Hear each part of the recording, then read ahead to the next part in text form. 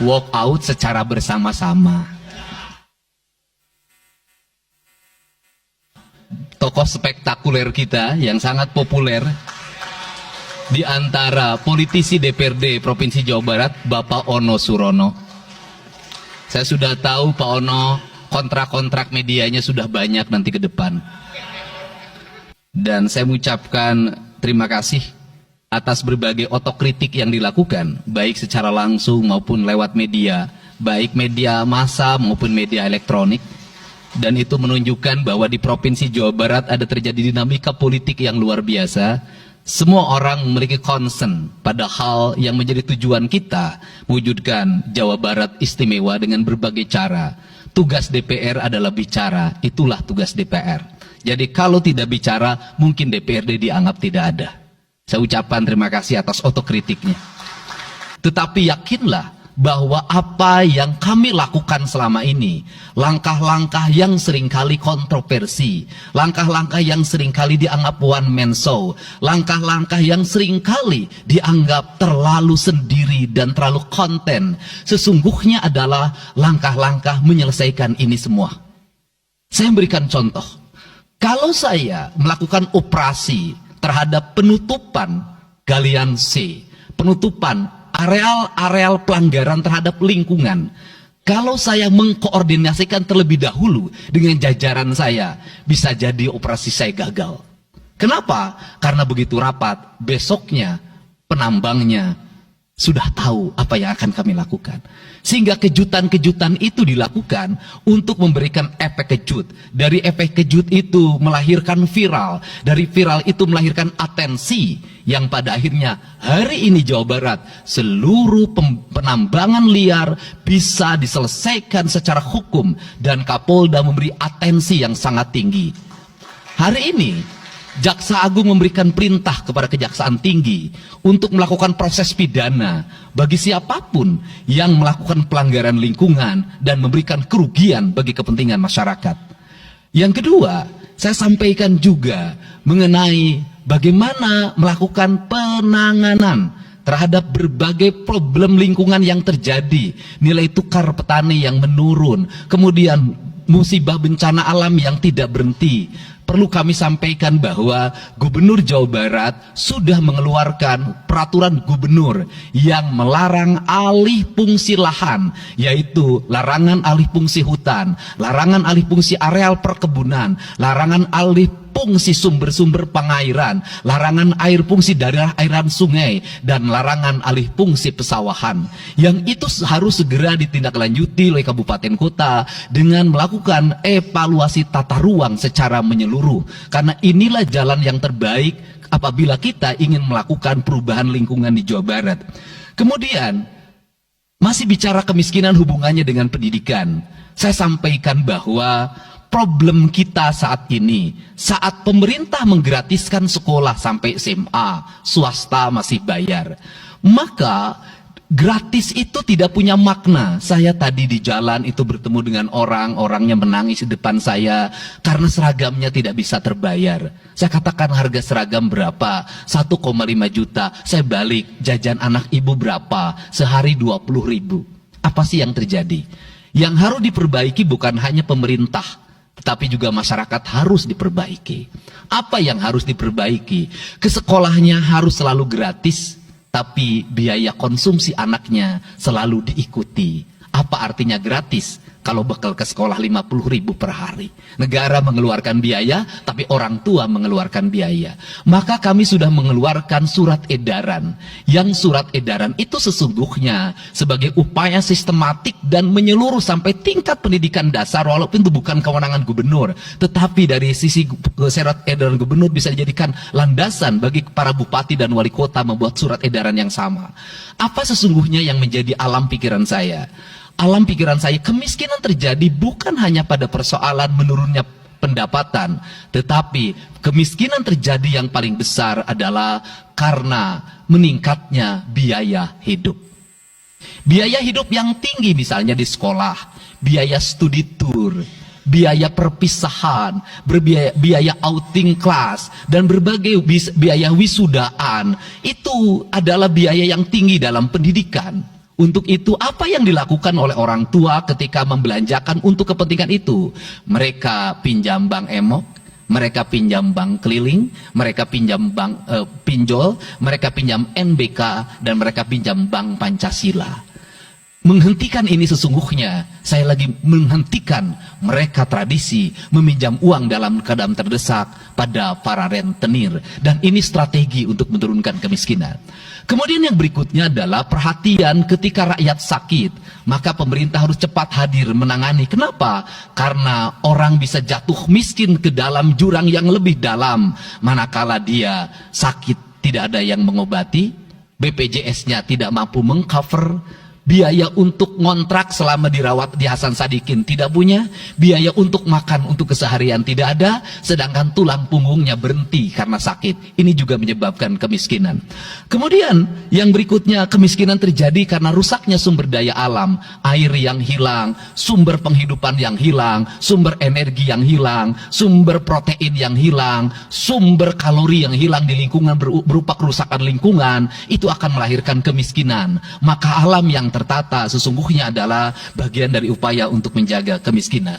Kemudian yang berikutnya adalah belanja infrastruktur yang harus meningkat, dan itu di belanja sekarang kita sudah melihat. Itu adalah bagian dari menyelesaikan problem kemiskinan. Konektivitas infrastruktur sangat penting dalam menumbuhkan ekonomi, tetapi di balik itu kebudayaan rakyat tidak boleh berubah. Kenapa? Infrastruktur baik bisa jadi tanahnya dijual karena mahal, pada akhirnya menjadi miskin kembali. Infrastruktur harus seiring dan sejalan dengan kerangka berpikir publik yang mengerti akan hak atas tanah.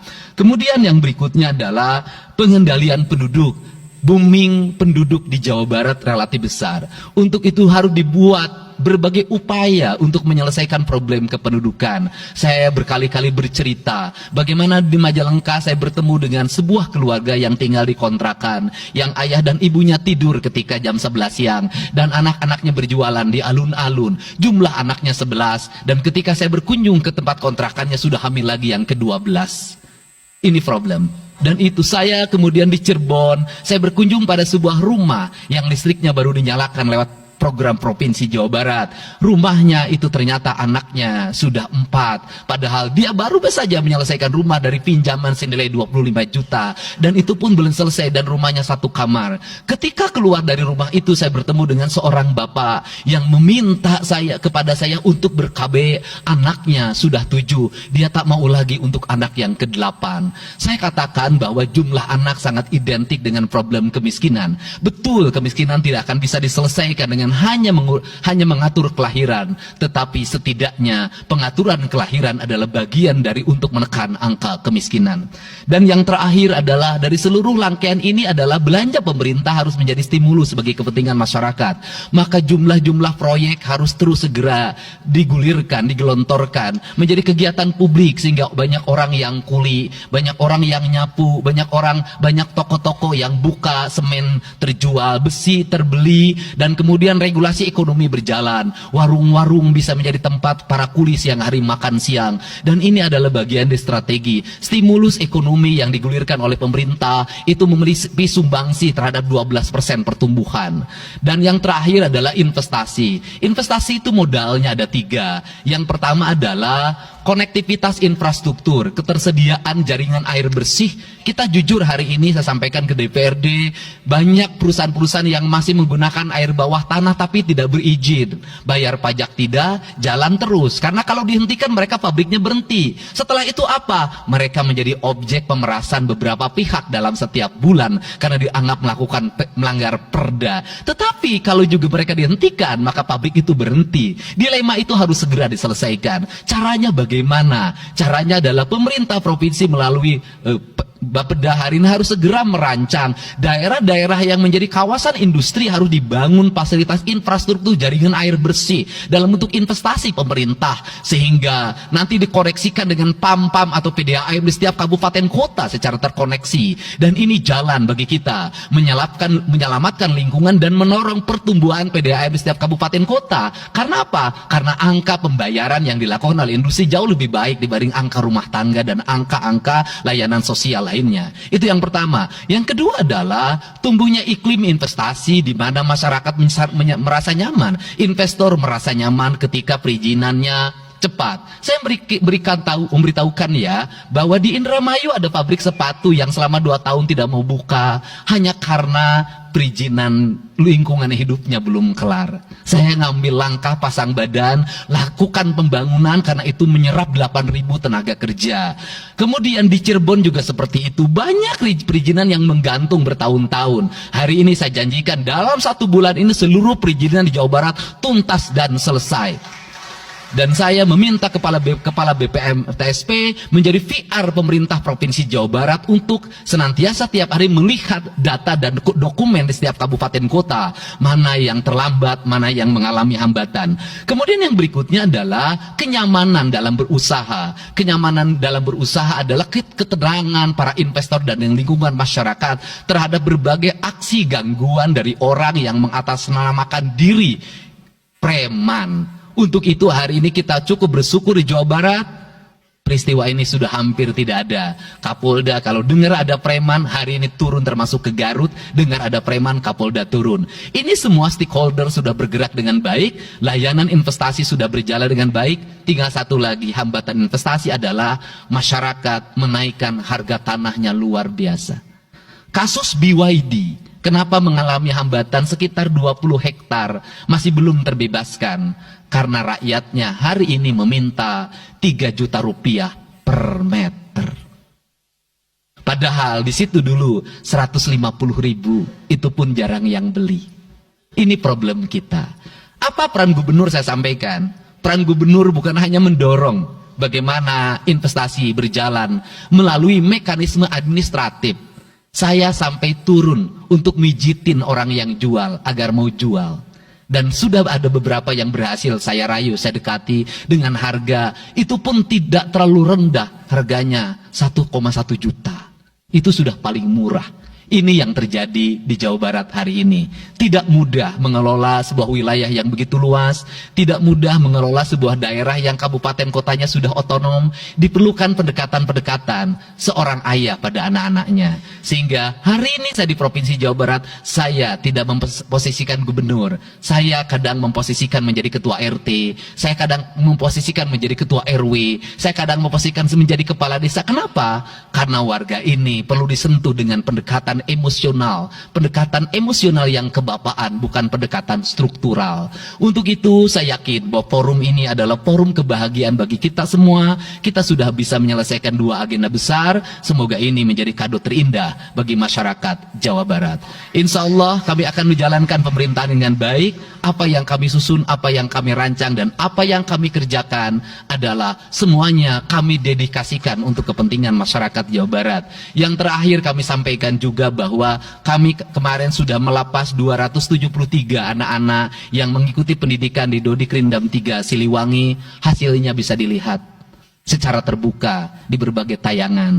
Air mata tidak akan bisa membohongi kejujuran rakyat dan anak-anak itu. Dan saya sampaikan, hari ini ada 13 orang anak yang tinggal di rumah dinas gubernur. Pada saat yang lain orang tuanya datang menjemputnya, dia menangis. Tak ada satupun orang tuanya yang datang. Seorang menjadi anak yang terbuang. Dan akhirnya saya memutuskan mereka untuk sekolah di Bandung dan tinggal bersama gubernur Jawa Barat. Ini cara kita menyelesaikan. Saya ucapkan terima kasih pada semuanya. Semoga kebahagiaan menyertai kita semua. Dan saya yakin setelah kegiatan ini kita akan walk out secara bersama-sama. Wallahu muwaffiq ila aqwamit thoriq. Assalamualaikum warahmatullahi wabarakatuh. Sampurasun. Sekali merdeka tetap walk out secara bersama-sama.